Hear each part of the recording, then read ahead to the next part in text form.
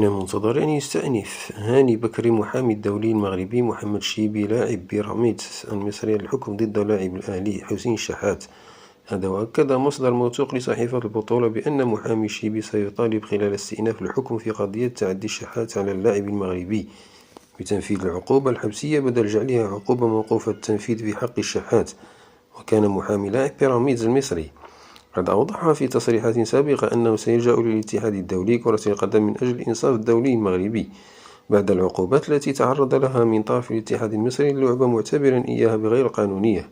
يذكر أن محكمة جنح مدينة نصر كانت قد أصدرت حكما بالسجن لمدة سنة مع إيقاف التنفيذ لمدة 3 سنوات في حق حسين شحات وغرامة مالية بقيمة 100,000 جنيه حوالي 2 مليون سنتيم مغربي فاصلة واحد، إضافة إلى حرمانه من عضوية أي هيئة رياضية لمدة 5 سنوات.